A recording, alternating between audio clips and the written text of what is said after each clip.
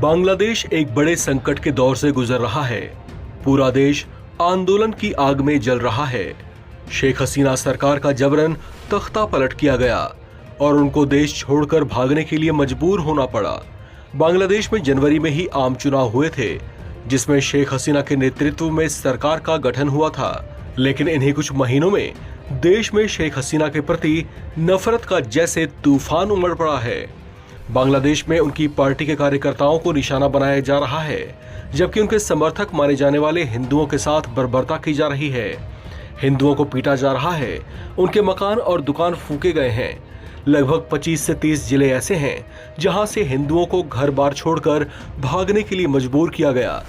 ऐसे में वे जान बचाकर भारत बांग्लादेश बॉर्डर की ओर भागे। इस बात ने भारत की भी चिंताएं बढ़ा दी हैं। भारत बांग्लादेश के बीच 4096 किलोमीटर लंबा बॉर्डर है, जो भारत के कई राज्यों से होकर गुजरता है। ऐसे में इतनी लंबी सीमा की लगातार चौकसी और किसी भी तरह की घुसपैठ को रोक पाना भारत के सामने एक बहुत बड़ी चुनौती है। इस बात ने भारत के सरहदी राज्यों की भी चिंताएं बढ़ा रखी हैं। इसी तरह की चिंताओं को लेकर पूर्वोत्तर राज्य मेघालय के मुख्यमंत्री संगमा कोनराड ने राष्ट्रीय राजधानी दिल्ली में केंद्रीय गृह मंत्री अमित शाह से मुलाकात की और बांग्लादेश में चल रही स्थिति और पूर्वोत्तर पर इसके प्रभावों की समीक्षा की।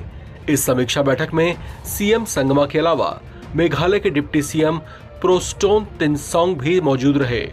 केंद्र ने स्थिति पर पूरी नजर होने और हालात के नियंत्रण में होने का आश्वासन दिया। आपको बता दें कि बांग्लादेश में हिंदुओं समेत अन्य अल्पसंख्यकों पर हो रहे हमलों और लगातार बिगड़ते जा रहे हालात के बीच केंद्र सरकार भी एक्शन में दिखाई दी है। भारत ने बांग्लादेश के साथ बातचीत की पहल की है और हालात पर बारीकी से नजर रखी जा रही है। वहीं बांग्लादेश में हो रहे तमाम घटनाक्रमों को लेकर दुनिया भर में उसकी किरकिरी हो रही है। दुनिया के कई देशों में रह रहे हिंदू बांग्लादेशी अल्पसंख्यकों पर हो रहे अत्याचारों के खिलाफ प्रदर्शन कर रहे हैं। भारत में भी कई राज्यों में हिंदू संगठन खुलकर सामने आए हैं और उन्होंने भी इन घटनाओं की निंदा की है।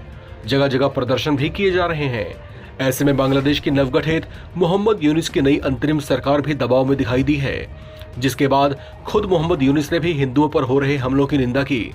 हालांकि इस नई सरकार के साथ भारत की ओर से बातचीत की पहल एक ऐसे विषय पर हुई है जो तनाव और हिंदू सेंटिमेंट्स के साथ जुड़ी हुई है।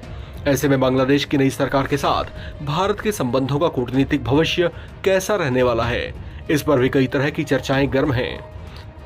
इस खबर में फिलहाल इतना।